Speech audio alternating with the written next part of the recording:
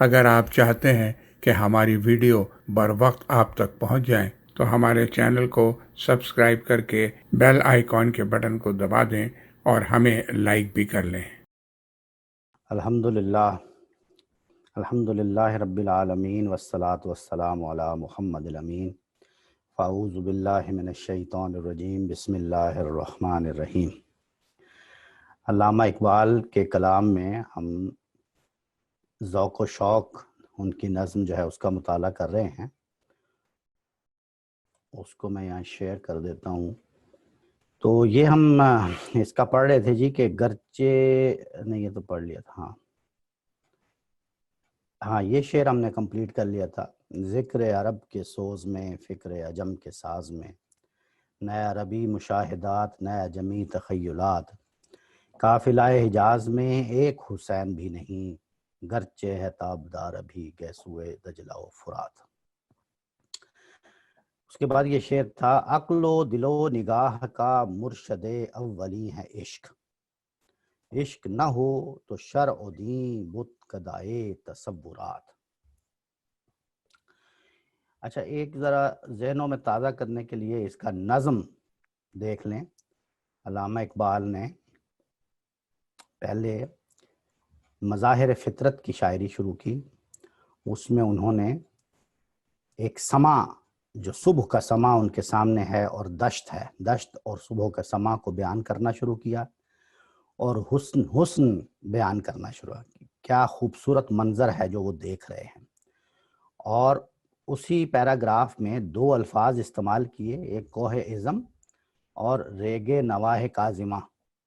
ان دو الفاظ کو ذکر کر کے یہ بتا دیا کہ اصل میں ان کا رخ کس طرف ہے، وہ کس طرف رواں دواں ہیں، اور وہ جس سفر پر رواں دواں ہیں، جس روحانی سفر پر، اس کے لیے جو ماحول ہے اس کے بارے میں وہ بتا رہے ہیں کہ وہ انتہائی سازگار ماحول ہے، بہت ہی یعنی ان کے لیے سازگار ہے، جو ان کے لیے ہر چیز اتنی خوبصورت منظر ہے، اور اس سفر پر وہ رواں دواں ہیں۔ یہاں تک کہ آپ یوں سمجھیں کہ جو ریت ہے وہ بھی ان کے لیے جیسے ریڈ کارپٹ بچھا دیا جاتا ہے کسی کے لیے، ایسی صورت پیدا، مثل پرنیاں، یعنی وہ ایسا نرم ہے، ایسا ویلوٹ نما ہے جیسا ریشم نرم ہوتا ہے، اس طرح راستہ ہے، تو وہ اس طرف رواں دواں ہے۔ یہ سب کچھ انہوں نے پہلا پیراگراف میں اشارہ کر دیا تھا، لیکن جب وہ ایک پڑاؤ کی جگہ پہ پہنچے تو اس کا ماحول ابھی بتا ہی رہے تھے کہ جہاں پہ قافلے جو ہیں وہ آ کے رکتے ہیں، قافلے سے اور کارواں سے اور پڑاؤ سے، یہ سب کچھ ذکر کرنے سے بھی بتا دیا کہ وہ ایک سفر پر گامزن ہے۔ سما بتایا، منظر بتایا، وہ جگہ بتائی، اور اس علاقے کے کچھ گرد و نواح کے علاقوں کے نام بتائے، تو سب کچھ واضح کر دیا کہ وہ کس طرف جا رہے ہیں اور کیا ان کے ارادے ہیں۔ لیکن جب وہ جا رہے تھے تو اتنے میں اس مقام پہ جہاں پہ لوگ پڑاؤ ڈالتے ہیں، وہاں پہ ان کو جبرائیل علیہ السلام کی آواز آئی، اور انہوں نے آ کے ان کو ایک ایسا مجدہ سنایا، ان کو بتایا کہ تم اہل وصال نہیں ہو بلکہ اہل فراق ہو، لہٰذا تم جہاں جا رہے ہو تمہیں وہاں جانے کی ضرورت نہیں ہے، یہی سفر کا یہ جو مقام، یہ جو پڑاؤ ہے، یہ جگہ ہی تمہارے لیے ایسی ہے جیسی تم وہاں ہو۔ سمجھ گئے نا، اہل فراق کے لیے عیش دوام ہے یہی، یعنی یہی مقام جو ہے یہی تمہارے لیے منزل ہے، یہ عیش دوام یہی ہے۔ یہ ایک طرح سے اہل وصال سے اوپر کا مقام ہے کہ تم وہاں گئے بغیر تمہاری حاضری ہو گئی، تم نے جو کچھ، تم یوں سمجھو کہ تم وہاں پہنچ گئے ہو، یہی مقام تمہارا، کیونکہ تم اہل فراق ہو۔ اس کے بعد پھر وہ اپنا دکھ بیان کرنا شروع کرتے ہیں کہ میں کس سے کہوں، اور یہ کس سے کہوں سے پھر وہ بات شروع کرتے ہیں، اور اصل بات کیا کہنا چاہتے ہیں، وہ کہہ رہے ہیں کہ مجھے وہ غزنوی نظر نہیں آ رہا جس نے سومنات پر حملہ کیا تھا، اور اب جو ہے اہل حرم جو ہیں، جو اہل حرم ہیں، میرے ساتھی جو ہیں، میرے جو امتی، میرے ساتھ جو میرے بھائی ہیں، انہوں نے اسی طرح کے بت کدے، اسی طرح کے سومنات بنا لیے ہیں، اور مجھے کسی غزنوی کی تلاش ہے کہ وہ آئے اور ان سومنات کو توڑے۔ اور یہ جو سومنات بنا لیے ہیں اہل حرم نے، اس کی ریزن کیا ہے، اب اس کو بتایا۔ اس میں انہوں نے واضح کیا کہ ذکر عرب کے سوز اور فکر عجم کے ساز میں یعنی ذکر عرب کے سوز میں وہ مشاہدات نہیں رہے اور فکر عجم کے ساز میں وہ تخیلات باقی نہیں رہے۔ اس لیے جو ذکر عرب کے یعنی ذکر عرب کے سوز سے جو حدت جو حرارت پیدا ہوتی تھی ایمان کی، اب وہ ایمانی مشاہدہ معدوم ہو گیا ہے، اور جو فکر عدم سے جو علوم دنیا میں جنہوں نے جو علوم پیدا کیے دنیا میں، علم کلام آیا، فلسفہ آیا، کیا کیا علوم، علم الرجال پیدا ہوئے اور دوسرے بہت سارے فنون پر انہوں نے جو دسترست حاصل کی، اب وہ تخیلات وہ تصورات ان کے معدوم ہو گئے۔ تو یہ ذکر اور فکر کا دونوں کا ذکر کیا۔ اس ذکر کو اور فکر کو آج ہم ایک دوسری جگہ پہ بھی دیکھیں گے کہ علامہ اقبال نے اس کی بھی تھوڑی سی وضاحت کی ہے۔ بہت جگہوں پہ انہوں نے ذکر و فکر کا آیا تو میں چاہتا ہوں کہ تھوڑا سا ادھر بھی دیکھ لیں، لیکن یہاں پہ بتا دیا کہ ذکر اور فکر کے جو نتائج نکلتے تھے مشاہدات و تخیلات کی صورت میں وہ ختم ہو گئے۔ اب آگے جو مصرع کہا قافلہ حجاز میں ایک حسین بھی نہیں، اس کا کیا مطلب ہے؟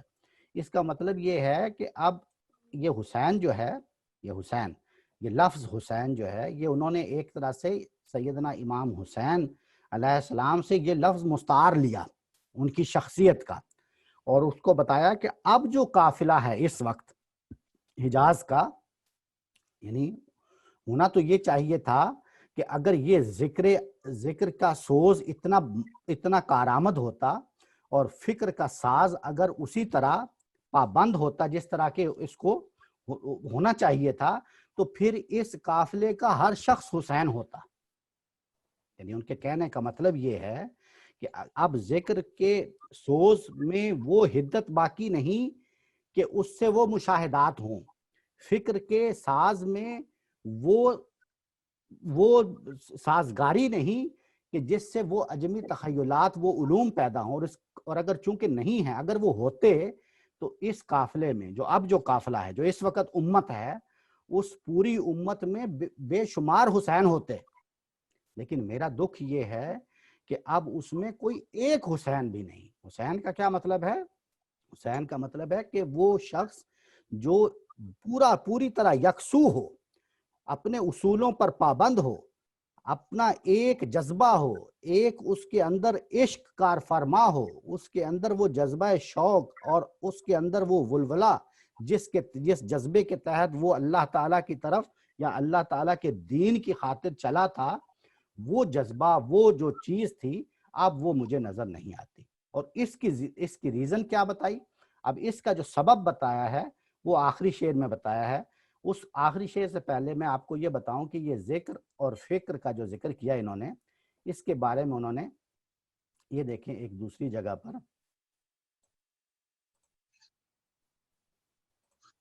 کیا فرماتے ہیں۔ یہ ان کی، یہ میں زوم کر دوں آپ کے لیے، یہ نظر آ رہا ہے جی آپ کو؟ پیغام افغانی و ملت روسیہ نظر آ رہا ہے نا جی؟ جی ہاں۔ اچھا، یہ اس کو میں ذرا بالکل زوم کر دیتا ہوں۔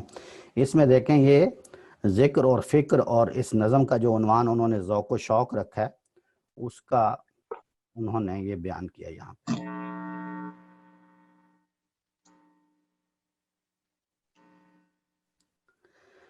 چلیں یہاں سے ہم 2-3 شعر پڑھتے ہیں۔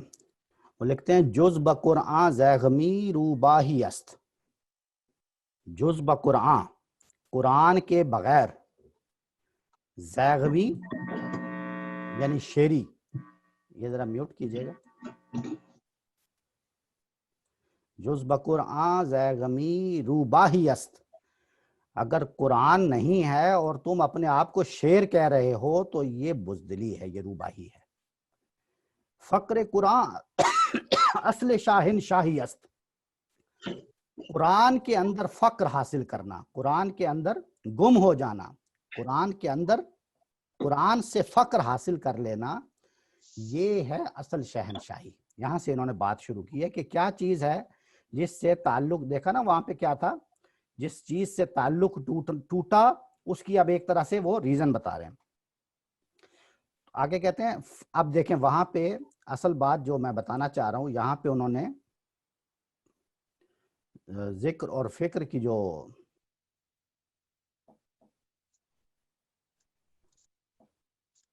کا ذکر کیا ہے اس کو اب یہ یہاں بتا رہے ہیں کہ ذکر و فکر کیا ہے.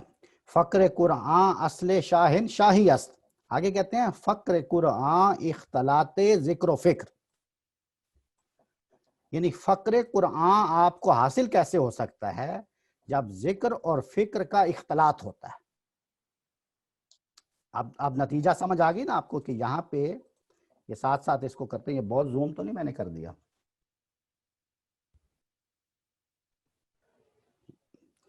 صحیح.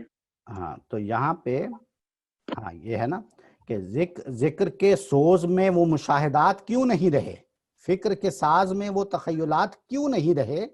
اس لیے کہ ان کا اختلاط ہونا، اس کا نتیجہ کیا نکلنا تھا؟ فقر قرآن. وہ کہتے ہیں کہ جز بقرآن زیغمی روباہی است، فقر قرآن اصل شاہن شاہی است، فقر قرآن اختلاط ذکر و فکر، فکر را کامل ندیدم جز بذکر. یہ دیکھیں کتنا خوبصورت مصرع ہے، اور ایک ہی مصرع پہ انہوں نے پتہ نہیں پوری دنیا سمو کے رکھ دی ہے. فکر را کامل ندیدم جز ذکر. فکر جو ہے نا، فکر یعنی جتنے بھی آپ کی تھاٹس وجود میں آئی ہیں، جتنے بھی علوم آپ نے پیدا کیے ہیں، یہ علوم کامل میں نہیں دیکھتا ان کو کامل. فکر را کامل ندیدم، میں ان کو کامل نہیں دیکھتا ہوں جز بذکر، ذکر کے بغیر. ذکر میں نے آپ کو بتا دیا تھا نا کہ ذکر آگے بتا دیں گے وہ بھی کہ ذکر کیا ہے، لیکن ذکر کیا ہے؟ ذکر وہ محض ضرب لگانا ذکر نہیں ہے. یاد دل میں پیدا ہونا، اصل یاد پیدا ہونا، ہر وقت یاد پیدا رہنا اللہ کی. تو وہ کہتے ہیں کہ فکر جو ہے، جو علوم پیدا ہوتے ہیں، یہ تو کامل ہو ہی نہیں سکتے اگر آپ دل میں ہمیشہ ذکر کار فرما نہیں رکھتے. اب آپ کو بات سمجھ آ گئی نا؟ تو یہ وہ اس کی ریزن بتاتے ہیں اور اس کے اختلاط کا نتیجہ بھی بتا رہے ہیں. آگے دیکھیں تھوڑا سا اور دیکھ لیں کہ ذکر اب ذکر کی بتا رہے ہیں. ذکر ذوق و شوق را دادن ادب. انہوں نے اس نظم کا نام ہی ذوق و شوق رکھا ہے جو ہم پڑھ رہے ہیں. تو یہ دوسری جگہ پہ کیا کہہ رہے ہیں کہ ذکر جو ہے نا، ذکر یہ کرتا کیا ہے؟ ذکر ذوق و شوق را دادن ادب، کہ جو ذوق و شوق ہے، جو آپ کے اندر جذبہ شوق ہے، جذبہ عشق ہے، اس کو یہ جو تذکیر ہے، جو ذکر ہے، وہ کیا کرتا ہے؟ اس جذبے کو دادن ادب، اس کو حدود سکھاتا ہے، اس کو بتاتا ہے تمہاری حدود کیا ہیں، کہاں تک تم جا سکتے ہو، کہاں تک تم نہیں جا سکتے ہو. دادن ادب، اس کو ادب سکھاتا ہے، ادب دیتا ہے. کار جان است این کار کام لب. اب یہ ذکر کی ڈیفینیشن کر دی. دیکھیں ذکر کرتا کیا ہے، پہلے مصرے میں یہ بتایا کہ ذکر کرتا کیا ہے. ذکر ذوق و شوق را دادن ادب، ٹھیک ہے، ایک مصرے میں یہ بتا دیا. آگے وہ بتا رہے ذکر ہوتا ہے کیا ہے. کار جان است، یہ یہاں پہ مس پرنٹ ہے غالباً، یہاں پہ ایک لفظ مسنگ ہے، یہاں پہ نہ ہونا چاہیے. کار جان است ای نہ کار کام لب. یہ تو روح کا کام ہے. جان کا مطلب کیا؟ روح. کار جان است، یہ روح کا کام ہے. کیا چیز؟ ذکر. ذکر جو ہے یہ آپ کی روح کے اندر، آپ کی جان کے اندر سمویا ہونا چاہیے. نہ کارے کام و لب، یہاں پہ نہ ہونا چاہیے. نہ کارے کام و لب، کام کہتے ہیں منہ کو اور لب ہونٹوں کو.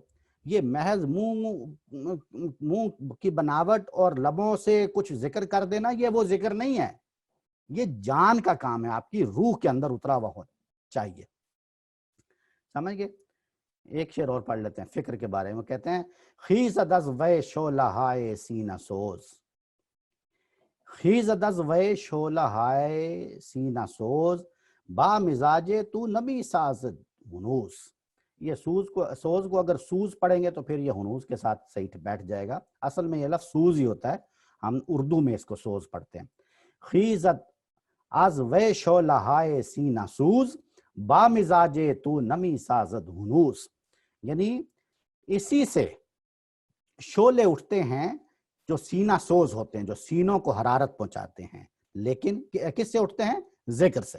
لیکن با مزاج تو نبی سازت ہنود، مجھے لگتا ہے تمہارا مزاج ابھی اس قابل نہیں ہوا کہ تمہارے مزاج کے ساتھ یہ ابھی کمپیٹیبل نہیں ہے چیز، اس لیے تم اس کی حدت، اس کی حرارت محسوس نہیں کر. یہ چونکہ مخاطب وہ ہیں اس لیے یہ شعر ہے. ای شہید شاہد رانائی فکر، اے شہید شاہد رانائی فکر، اے فکر کی رانائی کے شہید شاہد، باتو گویم است جلی ہائے فکر. اب اس کو فکر کا آگے وہ شروع کر دیں گے چیز قرآن. تو میں یہاں سے ایک بات بتانا چاہ رہا تھا، ایک یہ کہ ذکر کیا ہوتا ہے، دوسرے ذکر اور فکر کے اختلاط سے کیا چیز وجود میں آتی ہے؟ فقر قرآن. اور فقر قرآن کیا ہے؟ وہ اصل شاہنشاہی ہے. اور اصل شاہنشاہی اگر نہیں آپ کو نہیں ہوگی، یعنی اگر قرآن آپ کے ہاتھ میں نہیں ہوگا، آپ کے محض ہاتھ میں نہیں بلکہ آپ کے دل میں، آپ کے ذکر اور فکر میں، ذکر اور فکر میں دونوں میں، ذکر میں بھی اور فکر میں بھی، اگر ذکر میں نہیں ہوگا تو فکر جو وجود میں آئے گا، یہاں بتا دیا نا کہ اگر ذکر جو ہے فکر را کامل ندیدم جز بذکر، اگر قرآن آپ کے ذکر کا حصہ نہیں ہوگا تو جو علوم پیدا ہوں گے وہ سارے کامل نہیں ہوں گے، وہ سارے ناقص ہوں گے. سمجھ گئے آپ؟ تو یہ یہیں پہ یہ ساری چیز کا آپ اس کا نظم قائم کر لیں، آپ بنا لیں کہ وہ کہنا کیا چاہ رہے ہیں، کیا چیز ہے جس کی وہ کمی محسوس کر رہے ہیں اور اس کو وہ یہاں بیان کر رہے ہیں. اب وہ ساری اس بات کا، اس ساری کی ساری چیز کا وہ جو چیز اب اصل چیز ہے، جو یوں سمجھیں کہ اس پوری نظم کا ایک حاصل ہے، یا ایک جملے میں جس کو آپ کہہ سکتے ہیں، وہ آپ بتانے لگے ہیں وہ کہ وہ کیا ہے. اب وہ کہتے ہیں عقل و دل و نگاہ کا مرشد اولی ہے عشق، عشق نہ ہو تو شرع و دین بت قدائے تصورات. یعنی یہ بہت ہی خوبصورت چیز ہے. آپ یوں سمجھیں کہ جیسے میں نے آپ کو بتایا تھا کہ یہ دونوں نظمیں ایک بہت ہی ایسی، اس پہ اجماع ہے سب علماء کا، سب شارحین اقبال کا، کہ ان دو سے بڑی کوئی نظمیں نہیں. اس پر ہے اختلاف کچھ لوگوں کا کہ یہ بڑی نظم ہے یا وہ ان میں سے اعلیٰ کون سا کلام ہے، لیکن بہرحال اس بات پہ کسی کا اختلاف نہیں ہے کہ یہ دونوں بہت ہی اعلیٰ کلام، اعلیٰ شاعری ہے. آپ دیکھیں اس میں یہ جو شعر ہے، ایک تو آپ یہ سمجھیں کہ اس میں آپ کو یاد ہوگا ہم نے مسجد قرطبہ میں بھی دیکھا تھا کہ عشق ہی وہ اصل چیز ہے جس کو انہوں نے مدار بنا کے پوری نظم کا ایک اس کے قلب کے اندر یہ چیز داخل کی تھی. پوری نظم کے قالب میں جو قلب تھا اس کے اندر یہ داخل کی. یہاں پہ بھی انہوں نے یہی کیا کہ نظم کے وسط میں آ کے بتا دیا کہ وہ کیا چیز ہے، وہ کیا جذبہ ہے جس کی کمی میں محسوس کرتا ہوں، وہ کیا جذبہ ہے جو سبب بن رہا ہے ان سارے میرے غموں کا اور میرے دکھوں کا. یہ ہے وہ جذبہ جس کی میں انحطاط محسوس کرتا ہوں. وہ کیا ہے؟ وہ ہے عشق. اور اس کے بارے میں آپ بتا رہے ہیں کہ عقل و دل و نگاہ کا مرشد اولی ہے عشق. یعنی عقل ہو یا دل ہو یا نگاہ. عقل کیا ہے؟ عقل ہوتا ہے یعنی آپ کو عقل ایک ایسی، عقل شعور ہے، عقل ایک ایسا نور ہے، ایک ایسا شعور، ایک ایسی روشنی ہے جس سے آپ خیر اور شر کی تمیز کرتے ہیں. خیر اور خیر کو خیر جانتے ہیں، شر کو شر جانتے ہیں. اس کے لیے جو شرف آپ کو اللہ نے بخشا ہے وہ کیا ہے؟ عقل. وہ کانٹ بھی کہتا ہے نا، کانٹ نے بھی کہا تھا کہ man is not mere an animal, it's a rational being. تو دس فیکلٹی جو اس کو ریشنل بینگ بناتی ہے، دیٹ از کالڈ عقل. تو عقل ہے، یہ عقل ایک ایسا نور ہے، ایک ایسی روشنی ہے جو آپ کو ریشنل بینگ بناتی ہے. جو ریزن، عقل کیا ہے؟ ریزن. تو یہ چیز ہے جو آپ کو خیر اور شر کو شر دکھاتی ہے. سمجھ گئے آپ؟ فَأَلْهَمَهَا فُجُورَهَا وَتَقْوَاهَا. یعنی کسی عمل کا فجور کیا ہے، یعنی اس نفس کے اندر نفس کا فجور کیا ہے اور نفس کا تقویٰ کیا ہے. اس کو جو چیز آپ پر روشنی ڈالتی ہے، جو چیز آپ کو اس کی ہدایت دیتی ہے وہ کیا ہے؟ عقل۔ اور دل کیا ہے؟ دل اماج گاہ ہے آپ کے ایمانیات کی۔ ایمان آپ کا، ایمان کی اماج گاہ کیا ہے؟ دل۔ وہ کہتے ہیں نا کہ اقرار باللسان و تصدیق بالقلب، تو یہ دل ہے جس میں آپ کا ایمان ہوتا ہے۔ اور نگاہ کیا ہے؟ نگاہ ایک تو ہوتی ہے نا بصارت، نگاہ مرد مومن سے بدل جاتی ہیں تقدیہ ہوتی ہے، فقط نگاہ سے ہوتا ہے فیصلہ دل کا، نہ ہو نگاہ میں شوخی تو دل بھائی، ایک تو وہ نگاہ ہے نا۔ نگاہ کا مطلب ہے یعنی اس کا جو نتیجہ فکر ہے، جو اس کا انالیسس ہے۔ آپ کہتے ہیں نا جیسے آپ نے کوئی تحقیق کی اور آپ کہتے ہیں کہ نہیں میری نگاہ میں تو یہ ایسا نہیں ہے، تو اس میں اس کا مطلب محض بصارت نہیں ہوگا وہاں پہ، میری نگاہ میں تو اس کا یہ مطلب ہے، تو اس کا مطلب ہے کہ آپ کا نتائج فکر۔ تو آپ وہ تینوں چیزوں کو جمع کر لیا کہ اگر آپ کا وہ نور جو آپ کو آپ کے فجور اور تقوی کے درمیان روشنی کا باعث بن رہا ہے، آپ کو بتا رہا ہے کہ خیر خیر ہے اور شر شر ہے، وہ نور بھی پھر آپ کا دل جو آپ کا ایمان کی اماجگاہ ہے یا آپ کے جذبات کی بھی اماجگاہ ہے، اس کا بھی، اور آپ کی نگاہ یعنی آپ کا نتیجہ فکر، آپ کا زاویہ، یہ سب کے سب اگر کہیں سے ہدایت پاتے ہیں، جہاں جہاں سے بھی ہدایت پاتے ہیں یا اپنا اپنا کام کرنے کے لیے، اس میں جو پرائمری سورس ہے وہ پرائمری سورس عشق ہے۔ یہ ہے اس ایک مصرے کا مطلب۔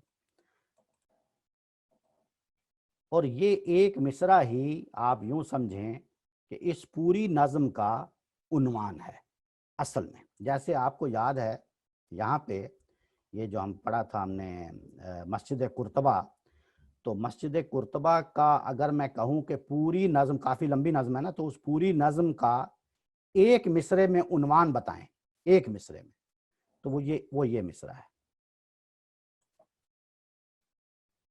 قطرہ خون جگر سل کو بناتا ہے دل۔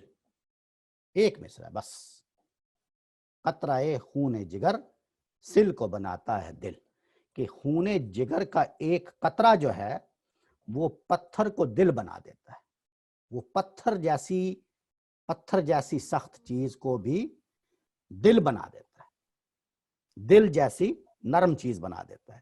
قطرہ خون جگر یعنی یہ اس کو یعنی جس لحاظ سے مرضی اس کو آپ پڑھ لیں، آپ بے شک مائکرو بایولوجی کے حساب سے پڑھ لیں یا جس طرح مرضی، آپ ساری وہ ایک ہی نتیجہ نکلے گا۔ وہ کہنا کیا چاہتے ہیں کہ وہ جو جذبہ عشق ہے، وہ جذبہ عشق جس کو وہ خون جگر یعنی قطرہ خون جگر نچوڑ کر وہ جذبہ پیدا کرنا چاہ رہے ہیں، جذبہ شوق عشق پیدا کرنا چاہ رہے ہیں۔ عشق ہے کیونکہ اوپر بتا دیا تھا نا کہ عشق سے یعنی باقی تو سب چیزیں جو ہیں وہ ہر چیز کو اول و آخر فنا، باطن و ظاہر فنا، نقش کہن ہو کے نوک منزل آخر فنا، لیکن ہے مگر اس نقش میں سنگ ثبات دوام جس کو کیا ہو کسی مرد خدا نے تمام۔ لیکن مرد خدا کے عمل کو کیوں ثبات حاصل ہو جائے گا؟ مرد خدا کا عمل عشق سے صاحب فروغ۔ تو یہ عشق جو ہے اسی کے جذبے، پوری نظم کا مرکز جو ہے جس کو آپ نیوکلیس کہتے ہیں وہ عشق ہی ہے، اس میں بھی اور ذوق و شوق میں بھی۔ تو یہاں پہ بھی کیا کہہ رہے ہیں؟ عقل و دل و نگاہ کا مرشد اولی ہے عشق، یعنی عقل و دل و نگاہ کے جتنے بھی مرشد ہیں، جتنے بھی اس کو رشد و ہدایت پہنچانے والی چیزیں ہیں، ان میں سب سے زیادہ پرائمری حیثیت کس کی ہے؟ عشق کی۔ عشق نہ ہو تو شرع و دین بت کدائے تصورات، اگر یہ جذبہ اس میں نہیں پایا جاتا تو پھر شرع و دین، تو پھر کیا ہوگا؟ شرع اور دین جو ہیں وہ تصورات کے بتکدے ہوں گے، تصورات کا بتکدہ ہوگا اگر یہ جذبہ اس میں نہیں۔ شرع و دین، کوئی بھی دین ہو، کوئی بھی دین ہو، آپ کا کوئی بھی دین ہو اور آپ کی کوئی بھی شریعت ہو، اگر اس میں جذبہ شوق نہیں ہے، اگر اس میں عشق کار فرما نہیں ہے، تو پھر وہ شرع ہو یا دین ہو وہ بت کدائے تصورات ہوگا۔ تو یہ شعر جو ہے یہ اس پوری نظم کا، بلکہ میں کہتا ہوں پورے کلام کا ایک حاصل ہے ان کا، کہ عقل و دل و نگاہ کا مرشد اولی ہے عشق، عشق نہ ہو تو شرع و دین بت کدائے تصورات۔ شرع و دین، شریعت اور دین، اس پر پھر کسی وقت بات کریں گے، آگے بڑھتے ہیں۔ صدق کے خلیل بھی ہے عشق، صبر حسین بھی ہے عشق۔ مارکہ وجود میں بدر و حنین بھی ہے عشق. کیا ہی خوبصورت ہے. یہ تو آپ سمجھتے ہیں نا اس کی شعری محاسن کو تو آپ دیکھ رہے ہیں ساتھ ساتھ کہ جہاں پر بھی اس میں ایک بند ختم ہوتا ہے، اس میں بھی یہی تھا مسجد قرطبہ میں بھی، جب ایک بند ختم ہوتا ہے 5 یا 7 شعروں پر مبنی، 5 یا 7 شعروں پر، تو اس کے بعد اس بند کو ختم کرنے کے لیے جو شعر آتا ہے اس میں ایک خاص طرح کا صوتی آہنگ تبدیل کرتے ہیں. یہ تو آپ نے محسوس کر لیا ہوگا یقیناً. اس میں بھی مجھے بتانا شاید میں بھول گیا ہوں گا مسجد قرطبہ، اس میں بھی یہی ہے. یعنی اس میں کیا کرتے ہیں کہ اس میں ردیف اور قافیہ دونوں لے آتے ہیں. یعنی آئی صدائے جبرائیل تیرا مقام ہے یہی، مقام ہے یہی، دوام ہے یہی. اور یہاں پہ آخری شعر ہے یعنی صبر حسین بھی ہے عشق اور بدر و حنین بھی ہے عشق. تو اس میں ردیف بھی اور قافیہ دونوں کو لے آتے ہیں بند جہاں پہ ختم ہوتا ہے اس شعر میں. یہ بھی اس کی ایک خاص حسن ہے اس نظم کے سٹائل کا. تو یہاں دیکھیں وہ کہتے ہیں صدق کے خلیل بھی ہے عشق، صبر حسین بھی ہے عشق، مارکہ وجود میں بدر و حنین بھی ہے عشق. انتہائی خوبصورت شعر ہے یہ، انتہائی سادہ اور خوبصورت. اس میں بس 2-3 چیزیں ہم دیکھ لیتے ہیں. ایک تو یہ کہ اس میں جو لفظ استعمال کیے ہیں صدق اور صبر، ٹھیک ہے، اس پر ابھی بات کرتے ہیں. پھر یہ صدق کے خلیل، صدق کا مطلب کیا ہوتا ہے؟ سچائی، یعنی حق. تو اس میں ایک تو یہ دیکھیں کہ ایک مصرے میں، پہلے مصرے میں 2 شخصیات کا ذکر کیا، امام الانبیاء سیدنا ابراہیم علیہ السلام کا اور امام الشہداء سیدنا حسین علیہ السلام کا. 2 شخصیات کا. ایک دوسری جگہ پہ بھی اس طرح کا ہے نا کہ ابتدا ہے اسماعیل، نہایت اس کی حسین ہے نا. اس میں بھی ایک طرح سے یہ ابتدا اور نہایت، اس جذبہ شوق کی ابتدا، یعنی جس طرح ابراہیم علیہ السلام کو اللہ تعالیٰ نے جو خراج تحسین قرآن مجید میں پیش کیے ہیں اس کی یعنی کم ہی مثالیں آپ کو مل سکتی ہیں. وَأَتِمُّهُنَّ، یعنی ایسے الفاظ استعمال کیے ابراہیم علیہ السلام کے لیے کہ بہت ہی آخری درجے. بار بار کہا ہے کہ ابراہیم بہت ہی یکسو ہے حق کی طرف، بہت ہی یکسو ہے وہ حق کی طرف. اپنے جو فطرت انسانی ہے اس میں وہ حنیف ہے، دین کی طرف حنیف ہے وہ، یعنی بالکل یکسو ہے اللہ کی طرف. تو اسی کو یہاں پہ صدق کہا گیا یعنی حق. صدق کے خلیل کیا ہے؟ عشق، وہ بھی عشق ہے.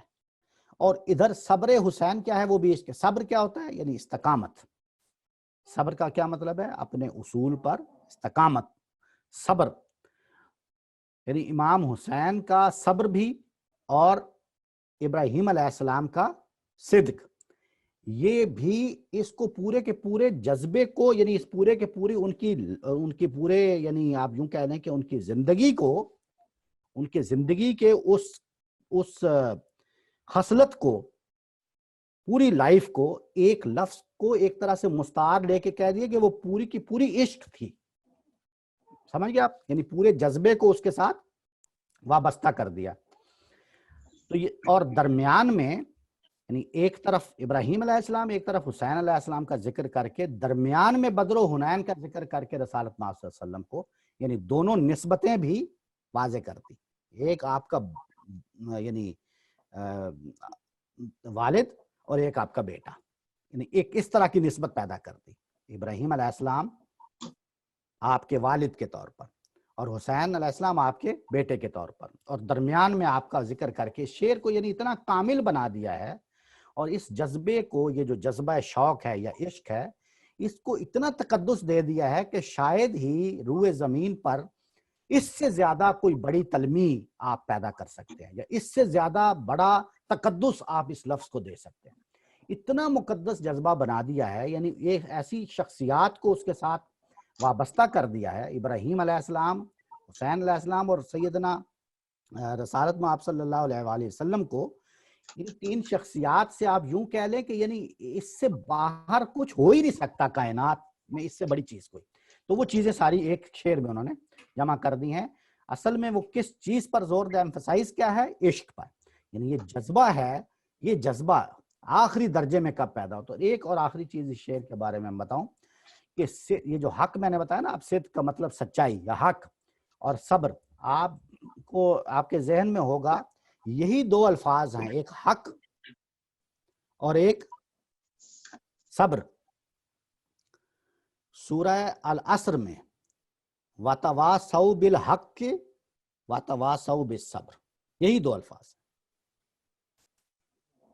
اور وہ بھی سورہ عصر کے بارے میں کہا جاتا ہے کہ پورا قرآن مجید کا پیغام اور ایک سورہ عصر کا پیغام بالکل برابر ہے، وہی کافی ہے. اس میں بھی آخری یہ 2 الفاظ ہیں، وَتَوَاصَوْا بِالْحَقِّ وَتَوَاصَوْا بِالصَّبْرِ. تو وہاں سے وہ دونوں الفاظ دیکھیں اٹھائے اور ایسے فٹ کیے ہیں کہ اس میں کوئی ایسا نہیں ہے کہ کوئی یعنی کوئی مبالغہ کر دیا ہے یا کوئی شاعرانہ تخیل کی ضرورت کے تحت اس کو بیان کر دیا ہے تاکہ پورا ہو. ایسا نہیں ہے، بالکل ایسا ایگزیکٹ ہے کہ وہ چیز آپ کو حقیقت میں نظر آئے گی. یعنی آپ کو ایسا نہیں ہے کہ کوئی اس کو لفظ کو بدل کے کچھ بیان کر دیا ہے اور حقائق اس سے ملتے جلتے نہیں ہیں، وہی ہیں. صدق خلیل، صبر حسین، یعنی ایک اسٹیبلشڈ ہسٹری کے طور پہ بھی آپ کو یہ چیزیں جو ہے بالکل واضح ملتی ہیں. تو ادھر سے وہی الفاظ لیے، ان کی ایک نسبت قائم کی، درمیان میں رسالت میں ازمار کا وجود میں بدر و حنین کا ذکر کیا، اور ہر چیز کو ایسا بٹھا دیا. رشتوں کی تناسب دیکھیں اور ان کے کردار، ان کی خصائل، ہر چیز کو بیان کر دیا.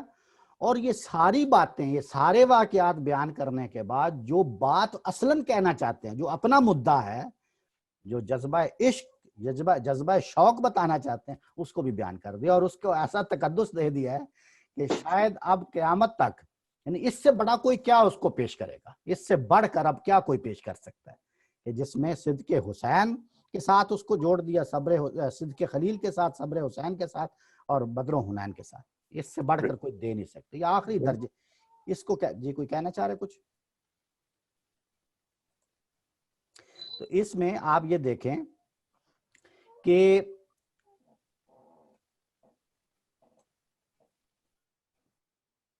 یہ آپ سمجھ گئے اس بات کو. کوئی اگر سوال ہوگا تو پھر میں مزید اس کو واضح کر دوں گا، لیکن فی الحال میں آپ کو یہ بتا رہا ہوں کہ اس نظم کا ایک حاصل شعر کے طور پر اس کو لیں. یہ وہ جذبہ ہے جس کے بارے میں وہ بتانا چاہ رہے ہیں.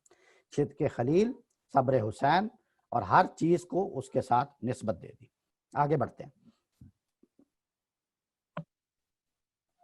آیا کائنات کا مانیے دیر یاب تو، نکلے تیری تلاش میں قافلہ ہائے رنگ و بو. کائنات کی آیت، آیا کائنات، کائنات کی آیت، پوری کائنات کو ایک آیت سے تشبیہ دی. کا مانیے دیر یاب تو، ایک اس آیت کا، پوری کائنات ایک آیت ہے، اور اس کا جو معنی ہے، معنی دیر یاب، ایک ایسا معنی جو دیر سے ہمیں دستیاب ہوا ہے، دیر سے ملنے والا. سمجھ گئے آپ؟ یعنی اس سے کیا مراد ہے؟ آپ صلی اللہ علیہ وسلم کی ختم نبوت مراد ہے اس سے. یعنی پوری کائنات کی تخلیق ہوئی، سمجھ گئے آپ؟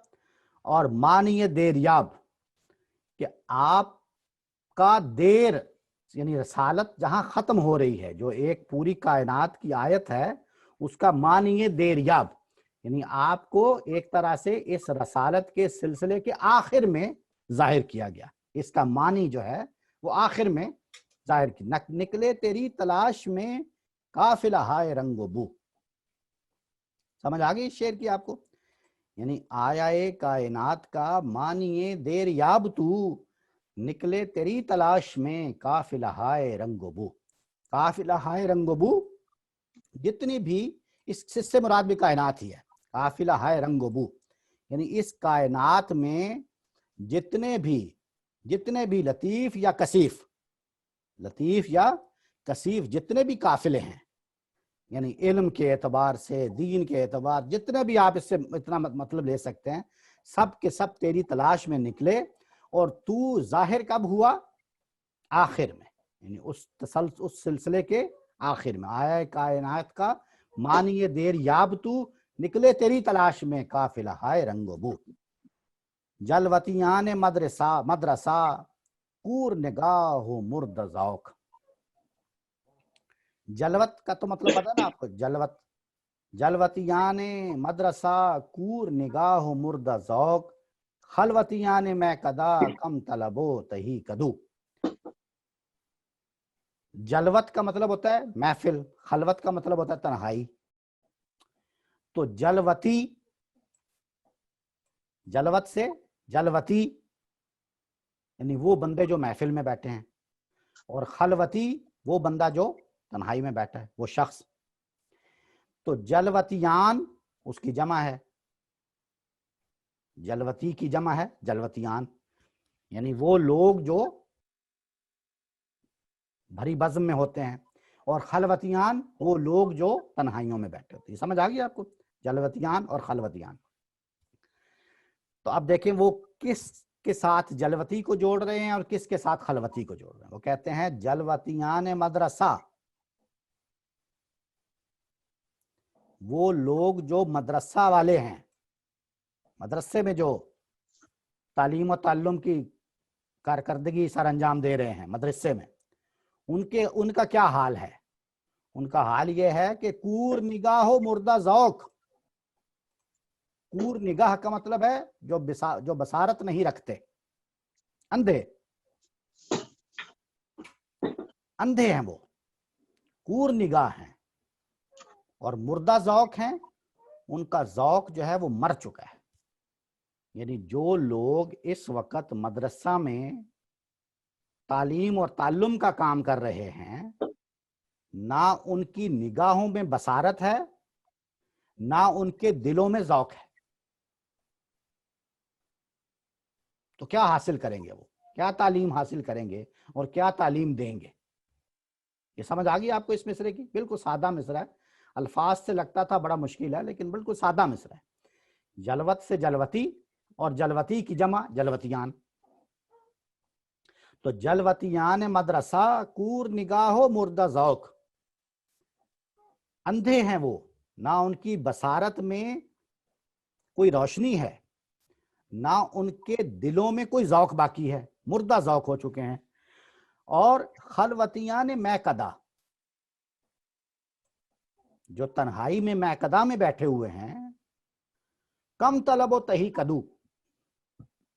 اب وہ جو تنہائی سے کیا مراد ہوتی ہے؟ تنہائی سے مراد ہے جو اللہ کے ساتھ لو لگائے ہوئے ہیں۔ تنہائی یہی ہے نا، جلوت میں مدرسہ ہے جہاں پہ آپ دین کا علم حاصل کر رہے ہیں، دین کا علم دے رہے ہیں، وغیرہ وغیرہ، اس طرح کی ایکٹیویٹیز کے ساتھ منسلک ہیں۔ اور خلوت میں آپ کیا کہہ رہے ہیں؟ خلوت میں آپ ایک طرح سے ریاضت کر رہے ہیں، اللہ تعالیٰ کے حضور میں کوئی لو لگا کے بیٹھے ہوئے ہیں۔ تو اس میکدے سے کیا مراد ہے؟ خلوت میں اس میکدے سے مراد ہے کہ آپ یعنی ایک طرح سے خانقاہ میں بیٹھے ہوئے ہیں، ایک طرح سے آپ تصوف میں ہیں۔ آپ بات کو فالو کر رہے ہیں کہ نہیں؟ جلوت میں مدرسہ، خلوت میں آپ اس میں اللہ تعالیٰ کے حضور میں ایک جو سلوک کے تحت جو کیے جانے والے اعمال ہیں، یعنی اس کا مشاہدہ کرنے کے لیے، مشاہدہ حق کے لیے جو کچھ چیزیں ہیں، اس کے لیے آپ خلوت میں بیٹھے ہیں۔ لیکن اس کے لیے آپ کو بہت بڑی آرزو ہونی چاہیے، یعنی آرزو آپ کی کیا ہونی چاہیے؟ خلوت میں بیٹھ کے کم از کم آپ کی آرزو مشاہدہ حق ہونی چاہیے نا، یعنی اللہ تعالیٰ کا دیدار ہو، یہ تو کم از کم اس کا مطالبہ ہے۔ تو وہ کہتے ہیں یہ تو کم طلب ہیں۔ کم طلب مطلب ان کا کوئی مطالبہ ہے ہی نہیں، اب ان کی کوئی ضروریات میں کوئی ضرورت ہی نہیں رہی۔ اور تہی کدو، ان کا پیالہ بھی خالی ہے۔ تو یہ جو میکدے میں بیٹھے ہوئے ہیں خلوتیاں، یہ شعر سمجھ آ گئی آپ کو یا کوئی سوال ہے اس پہ؟ سادہ شعر ہے، صرف الفاظ ایسے تھے کہ ذرا اس میں لگتا تھا کہ کچھ ایسی چیز نہ ہو. جلوتیان مدرسہ کور نگاہ و مردہ ذوق، خلوتیان میں قدا کم طلب و تہی کدو. کوئی سوال ہوگا تو ذرا پلیز پوچھ لیجیے گا، پھر میں اس کی مزید وضاحت کر دوں گا. تو مدرسہ کے جو جلوتی ہیں وہ بصارت سے محروم ہیں اور دلوں میں ذوق بھی نہیں رکھتے، اور جو میں قدے کے خلوتی ہیں، جو تنہائی میں اللہ سے لو لگا کر یہ ظاہر کر رہے ہیں کہ وہ اللہ کا مشاہدہ اور سیر اللہ یا سیر فی باطن یا اس طرح کے چیزیں کر رہے ہیں، وہ کم طلب ہیں. یعنی کم طلب یعنی ان کی کوئی طلب باقی نہیں رہی، اور ان کے تہی کدو ہیں. تہی کا مطلب ہوتا ہے خالی، اور کدو مطلب پیالہ. اب دیکھیں، اب اپنے آپ کو اس میں شامل کر رہے ہیں. یہ سارا جیسے اس مسجد قرطبہ میں کیا تھا نا، کہ سب کچھ کر کے کہ کیا چیزیں ہیں اور کیا کمی ہے اور کیا اس کے اسباب ہیں، اور سب کچھ بیان کر کے پھر اپنے آپ کو سامنے پیش کیا تھا. اور اب دیکھیں یہ اگلے 3 شعر جو ہیں اپنے بارے میں، کیا خوبصورت شعر ہیں، لیکن کیا کمال کر دیا. میں کہ میری غزل میں ہے آتش رفتہ کا سراغ، میری تمام سرگزشت کھوئے ہوں کی جستجو. آپ اگر یہ کہیں کہ علامہ اقبال کا پورا کلام، جتنا بھی کلام انہوں نے تخلیق کیا ہے، اس کا پیغام کیا ہے، وہ اصل میں کہنا کیا چاہتے ہیں، اصل میں ان کا مدعا کیا ہے، وہ یہ ایک شعر میں ہے کہ میری تمام سرگزشت کھوئے ہوں کی جستجو. اصل میں وہ اس عظمت رفتہ جو ہے اس کی جستجو میں بیٹھے ہوئے ہیں. یہ اصل ان کا پورا مدعا ہے. لیکن اب دیکھیں اوپر سارا یہ بیان کر کے ساری چیزیں، تو اب اپنے آپ کو کہاں شامل کیا کہ میں کہ میری غزل میں ہے آتش رفتہ کا سراغ.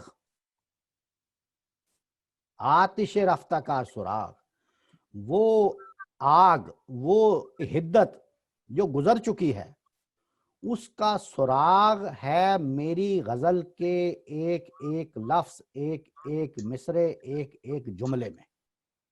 اور میری تمام کہانی، میری جتنی بھی سرگزشت ہے، وہ اصل میں ان کھوئے ہوں کی جستجو ہے، میری اور کوئی کہانی نہیں.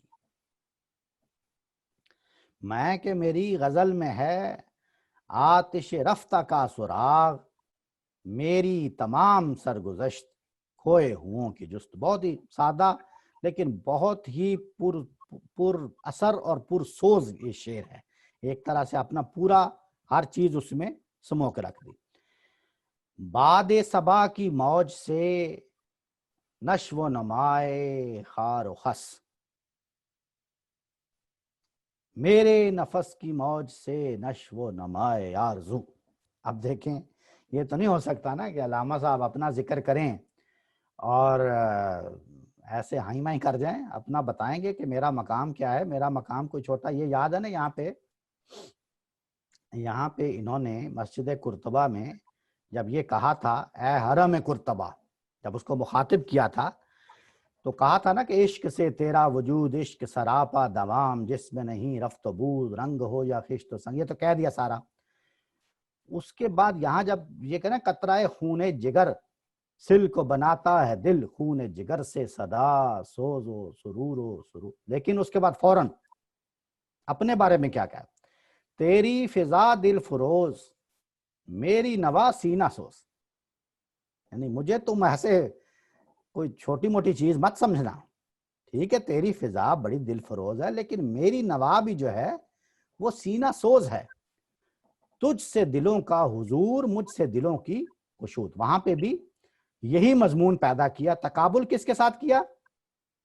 حرم قرطبہ کے ساتھ، کیونکہ اس وقت حرم قرطبہ سامنے تھی نا، وہیں بیٹھے ہوئے تھے، اسی کے ساتھ مخاطب تھے. اس کے ساتھ بیٹھ کے اپنا تقابل کیا اور پھر اپنی شان بتائی، اپنی شخصیت بتائی. یہاں کیا ہے،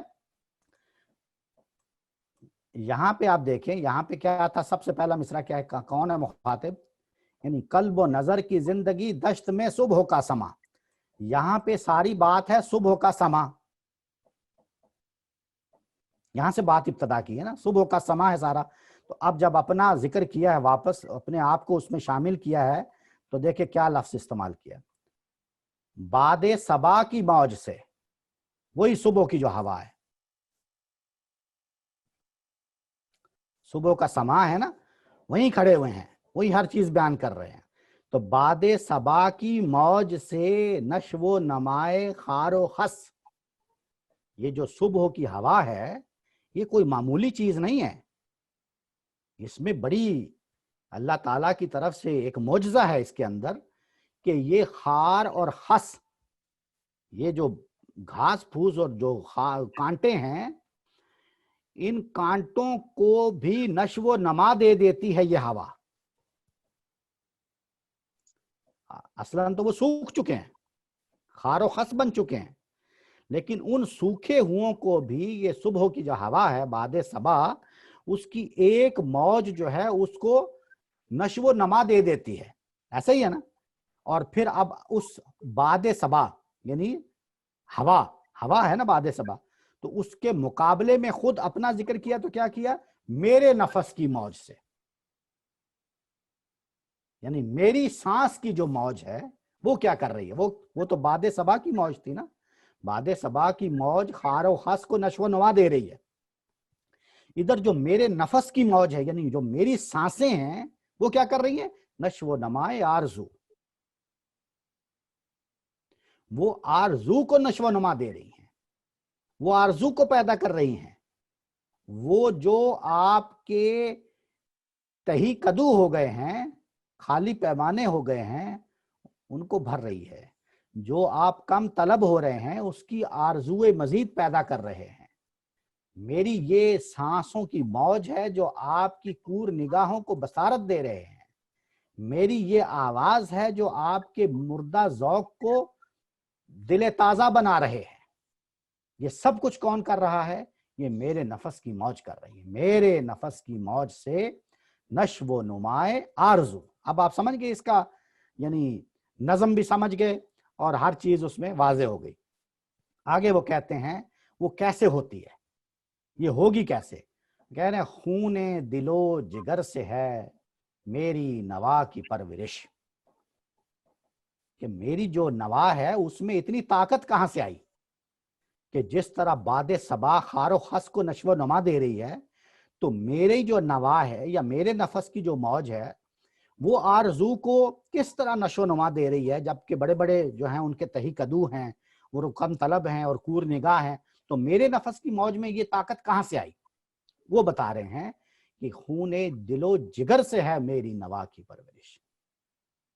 میری یہ جو نوا ہے، میری یہ جو آواز ہے، یہ ایسے ہی پروردہ نہیں ہو گئی، ایسے نہیں کہ جیسے کسی عام آدمی کی آواز ہے، نہیں. اس کے لیے میں نے خون دل کیا ہے، میں نے خون جگر کیا ہے. وہی جذبہ عشق، یعنی خون جگر کو نچوڑ دیا ہے.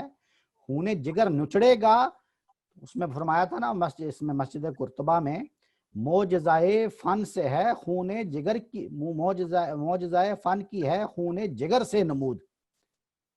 کہاں ہے وہ؟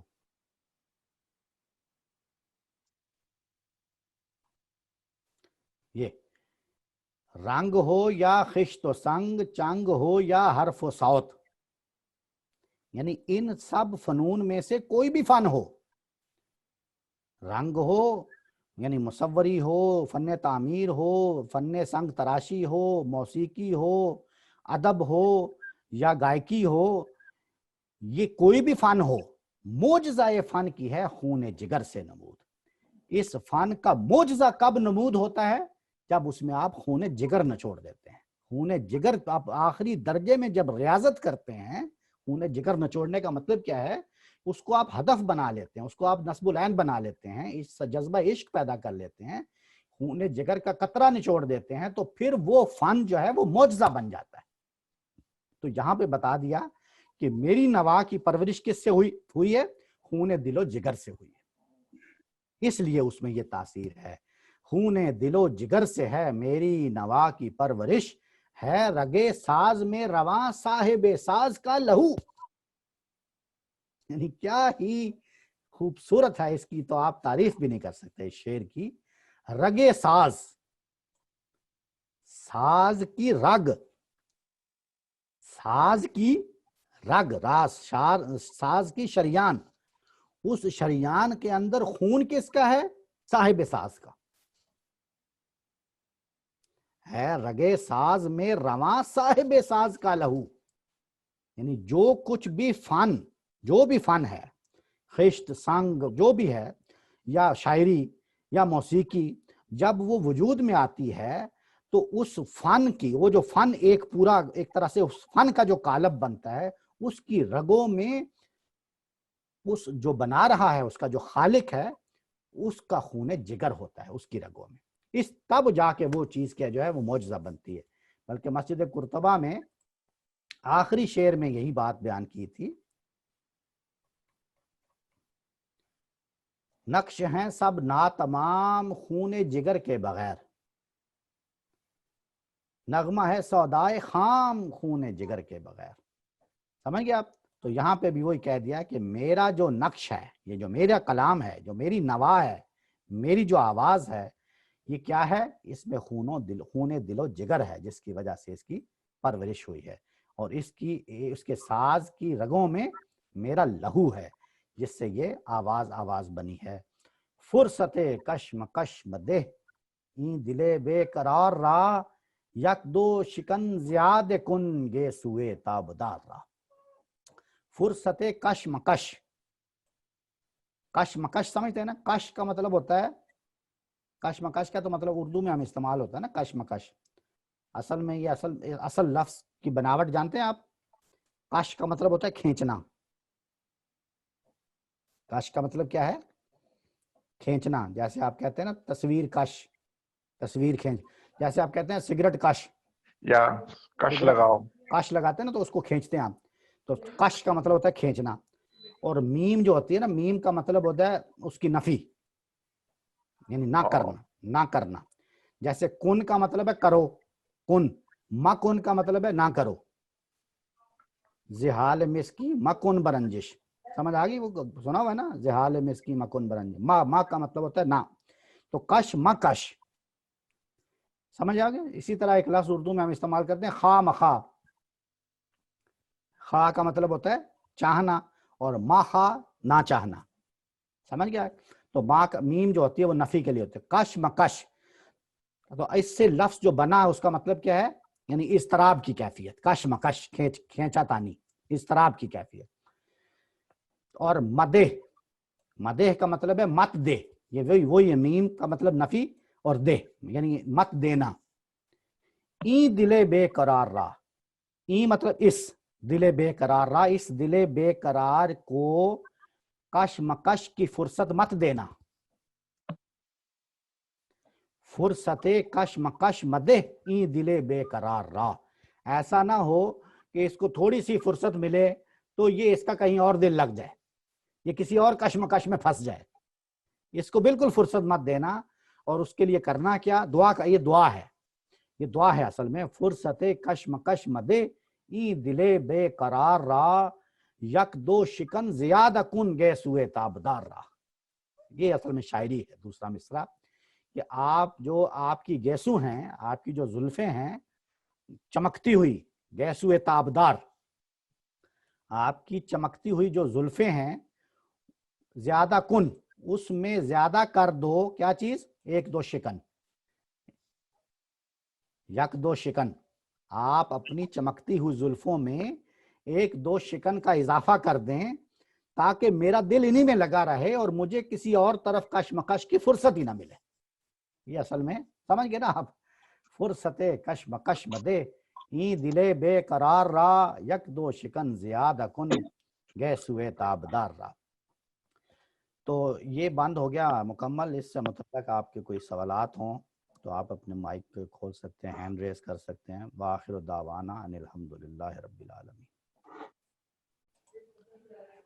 ملک صاحب، ایک تو وہ جو قافلہ ہے، رنگ و بو، رنگ و بو سے مطلب تمام سارے علم، ہر چیز، رنگ ہر و بو، چیز، اصل میں تو رنگ و بو کا مطلب ہوتا ہے رونق، جی رنگ کا مطلب کلر اور بو کا مطلب خوشبو، جی، یعنی ایک پھول ہے نا، اس پھول میں دو ہی چیزیں ہیں، ایک اس کی صحیح، خوشبو اور ایک اس کا رنگ۔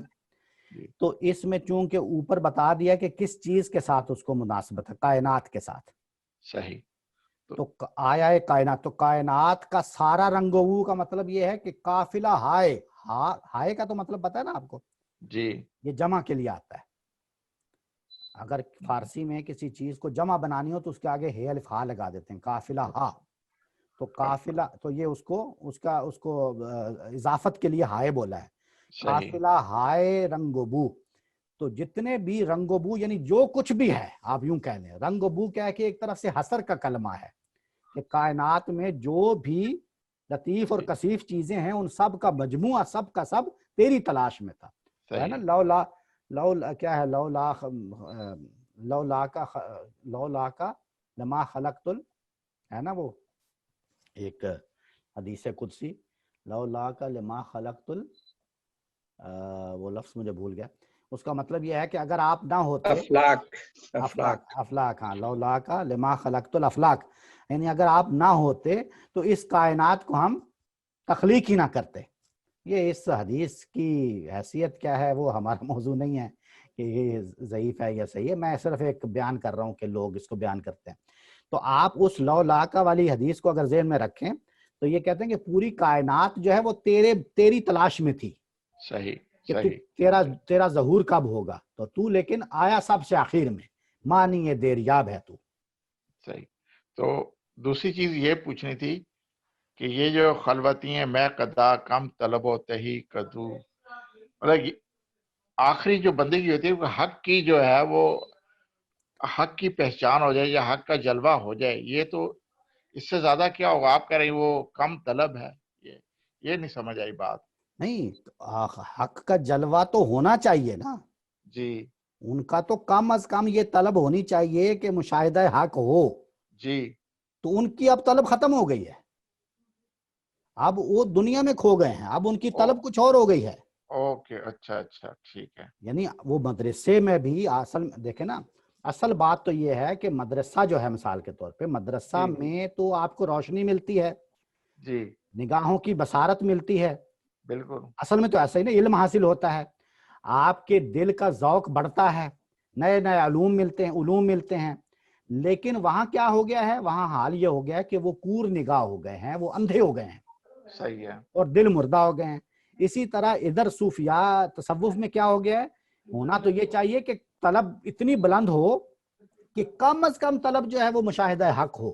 اوکے.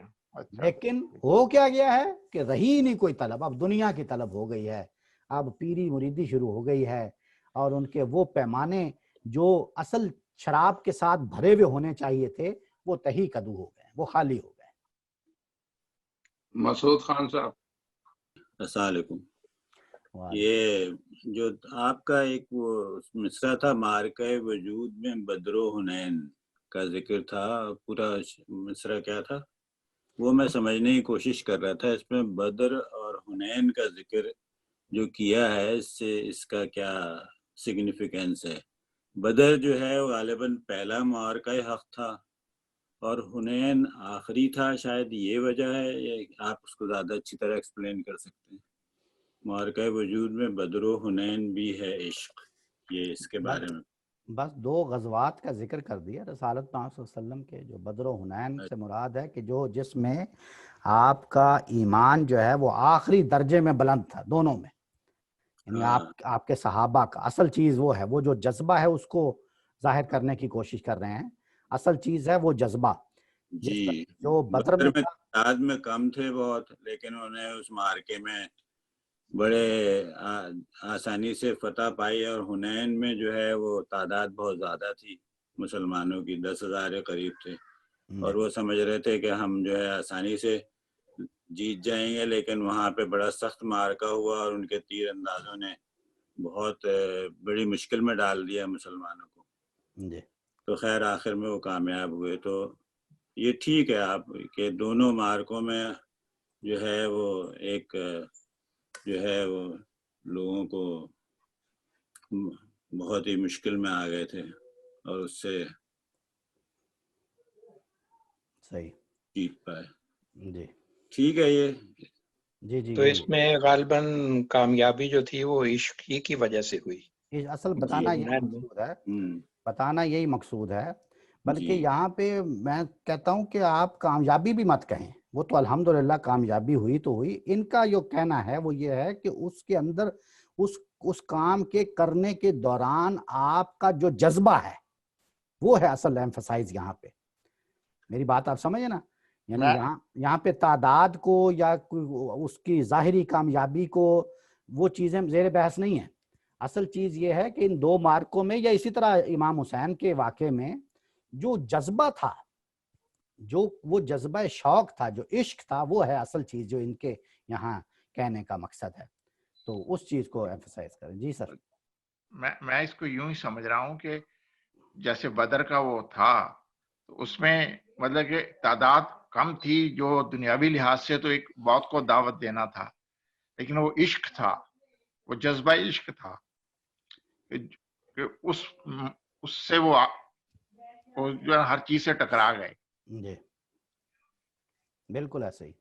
جی مارکہ وجود کا مطلب یہ حق و باطل ہم کہہ سکتے ہیں اس کو؟ ہاں بالکل بالکل کہہ سکتے ہیں. مارکہ وجود میں یعنی اس وجود کا جو مارکہ ہے، جو ان تینوں چیزوں کو سامنے رکھ کے ایک لفظ بیان کر دیا مارکہ وجود میں. جی بالکل حق و باطل. اور فیصل صاحب جی اس میں نشو و نما ہے یا نشو و نما ہے؟ میں نے تو ہمیشہ نشو و نما پڑھا ہے. ہاں یہ غلط العام ہے، اس کو نشو و نما غلط لفظ ہے، اس کے اوپر زبر ہونی چاہیے، نشو و نما. جی اس کے لیے میں نے جو پہلے عرض کیا تھا کہ فارسی کا جاننا بہت ضروری ہے، تو اس کے بغیر جو ہے جو صحیح تلفظ ہے وہ کافی مشکل ہے. کچھ ایسے تلفظ ہوتے ہیں، دیکھیں بہت سارے ایسے تلفظ بھی ہوتے ہیں جو فارسی زبان سے جب اردو میں آ جاتے ہیں تو پھر اردو میں پھر آپ اردو ہی کا تلفظ رکھیں گے. صحیح. جیسے مثلا ہمارے استاد محترم کا نام ہے جاوید، ٹھیک ہے، تو وہ جاوید تو کوئی لفظ نہیں ہے، لفظ ہی کوئی نہیں ہے، لفظ تو ہے جاوید. جاوید یس. لیکن اب ہم ان کو کہیں جاوید تو وہ کہیں گے یار تم میرا نام بگاڑ رہے ہو. تو جب وہ اردو میں لفظ آ جاتا ہے، یا جیسے شور ہے، شور کوئی لفظ نہیں ہے، شور اصل لفظ ہے شور. یا جیسے ابھی ہم نے یہاں ایک لفظ پڑھا تھا سوز، نہیں اچھا وہ اس میں پڑھا تھا ہم نے سوز پڑھا تھا نا، یہ ابھی جو جی جی اس میں ہم نے ایک لفظ یہاں پڑھا تھا، یہ یہاں پہ یہ خیزد از وے شولہائے سینہ سوز، ہمیں تو سوز ہی پتا ہے نا، لیکن جب آپ دیکھیں اس میں اس نے بتا دیا، جب آپ سوز پڑھیں گے تو دوسرا مصرع کیا ہے، با مزاج تو نمی سازد ہنوز، تو وہ خراب ہو گیا نا، ہنوز کے ساتھ اس کو سوز آنا چاہیے، سوز ہی آنی چاہیے. تو اس لیے اصل اسی لیے میں نے عرض کیا تھا کہ بعض جگہوں پہ گریز ممکن نہیں، کہ آپ کو وہ جو اصل لفظ ہے اس کے وزن کے لیے پڑھنا پڑتا ہے صوتی لحاظ سے. اچھا یہ بھی ایک لفظ جو ابھی ہم نے یہاں پڑھا ہے، یہ کور نگاہ، اس کو بھی کچھ لوگ کور نگاہ پڑھتے ہیں، یہ ابھی ہم نے یہاں پڑھا ہے نا ایک، یہ میں نے ہمیشہ سے کور ہی پڑھا ہے. کور ہی پڑھتے ہیں. بھی لگتا ہے غلط العام ہے، کیونکہ کور چشم کور نگاہ ایسے ہی پڑھا جاتا ہے. اس کو دیکھیں میں یہی عرض کر رہا ہوں، جانتے نہیں ہیں، نہیں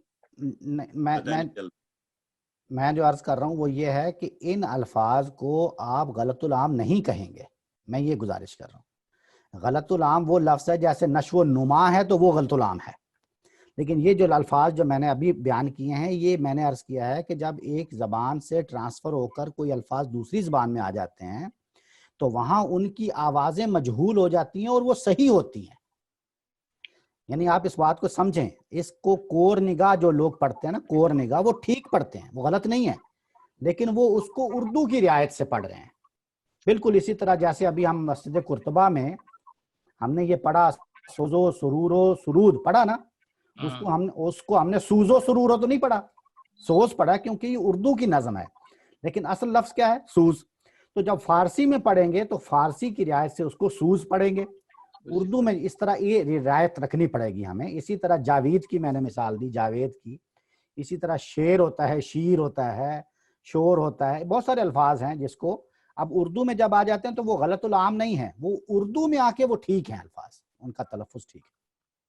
शाहीना काजमी साहब का भी सवाल है। जी आपा। अस्सलाम वालेकुम। वालेकुम अस्सलाम वरहमतुल्लाह। फैसल भाई, मुझे उस शेर का समझ नहीं आ रही थी कि गरचे है ताबदार अभी गेसुए दजला फरात, जी। और इसमें जो काफिला मतलब हज़रत इमाम हुसैन के, वो बात तो समझ आ रही है, लेकिन फिर उसका जोड़ कैसे हुआ आपस में? जैसे काफिला हिजाज में एक हुसैन भी नहीं है और गरचे ताबदार, इसकी वजह। मतलब ये है कि दजला और फुरात जो हैं, दजला और फुरात जी उसके गेसू अभी चमकदार हैं का मतलब ये है कि अभी जरूरतमंद हैं। कई हुसैनों की जरूरत है, लेकिन कई हुसैनों की जरूरत होने के बावजूद एक हुसैन भी नहीं है जो आ जाए। बिल्कुल क्लियर होगी। शुक्रिया फैसल भाई, वेलकम। बहुत देर से मैं सोच रही थी, तो बहुत अच्छी तरह एक लाइन में आपने समझा दी। यानी उसकी गैसू जो हैं वो अभी भी एक तरह से अपने महबूब को बुला रहे हैं। तो उसकी यानी एक तशबीह दी है ना, दरिया को, यानी उन इलाकों को, एक तरह से उस पूरे खित्ते को कहा है कि वो तलब में है, वो पुकार के कह रहे हैं कि कोई हुसैन हो। ठीक है ना, लेकिन एक भी हुसैन नहीं है, जबकि कई हुसैन होने चाहिए थे अब तक। और क्यों नहीं है, उसकी वजह मैंने आपको दूसरी जगह पे बताई कि वो जुज़ बकुरआन, क्योंकि उसको छोड़ दिया उन्होंने, ये है उसकी असल वजह ये है कि इख्तलाते ज़िक्र व फ़िक्र से फ़क्र कुरान होता है, और फ़क्र कुरान के असले शहनशाही वो चूंकि नहीं है, तो लिहाजा ये सारी चीज़ें जो हैं ये नाकारा हो गई हैं। ये फ़क्र ये फारसी का है, उर्दू में जो फ़िक्र हम कहते हैं उसका फ़क्र है? नहीं, फ़िक्र, ये देखें, ये नज़र आ रहा है स्क्रीन पे। जी फ़क्र और फ़िक्र दोनों ऊपर नीचे लिखे हुए हैं। जी। फ़क्र ऊपर वाला काफ वाला है, और ये फ़िक्र जो है ये फ़कीर से फ़क्र है, ये मैं पूछना चाह रही, फ़कीर वाला फ़क्र नहीं, है तो वही है। ये लफ्ज़ असल में बहुत ज़्यादा इस्तेमाल अल्लामा इकबाल ने इसी में जावेदनामा में ही करना शुरू किया है। इसका असल तो माना है बेनियाजी, ठीक, एक तरह से बेनियाजी। लेकिन वो बेनियाजी क्या है? बेनियाजी है गिरदो नवा के माहौल से बेनियाजी, अल्लाह की तरफ लौ लगा लेना। फ़क्र एक तरह से फ़कीरी, वही फ़कीर है, उसी से फ़क्र है। लेकिन ये इस्तिलाह जब बनी तो उसका मतलब है कि सिर्फ उसी का होके रह जाना, उस बाकी चीज़ों से बेनियाज हो जाना। तो फ़क्र कुरान से ये मुराद है यहाँ पे। तो कुरान के साथ कुरान को अपना महवर व मरकज़ बना लेना अपनी ज़िंदगी का। शुक्रिया बहुत। वेलकम। तो फिर आप दुआ करें और उसके बाद खत्म कर देते हैं। जी, अल्हम्दुलिल्लाह रब्बिल आलमीन, वस्सलातु वस्सलामु अला मुहम्मदिल अमीन। रब्बना आतिना फिद दुनिया हसनतम व फिल आखिरति हसनतम व क़िना अज़ाबन्नार व क़िना अज़ाबल क़ब्रि व क़िना अज़ाबल हश्र व क़िना अज़ाबल क़र्ज़ व क़िना अज़ाबल मर्ज़ व क़िना अज़ाबल मीज़ान। रब्बना अग़फ़िर लना ज़ुनूबना व इसरफ़ना फ़ी अमरिना सब्बित अक़दामना वंसुरना अलल क़ौमिल काफ़िरीन। रब्बना ला तुआख़िज़ना इन नसीना औ अख़्ताना। रब्बना वला तहमिल अलैना इसरन कमा हम्मलतहु अलल लज़ीना मिन क़ब्लिना। रब्बना वला तुहम्मिलना मा ला ताक़त लना बिह वअफ़ु अन्ना वग़फ़िर लना वरहमना अंत मौलाना फंसुरना अलल क़ौमिल काफ़िरीन। अल्लाहुम्मा आमीन या रब्बिल आलमीन बिरहमतिका या अरहमर राहिमीन।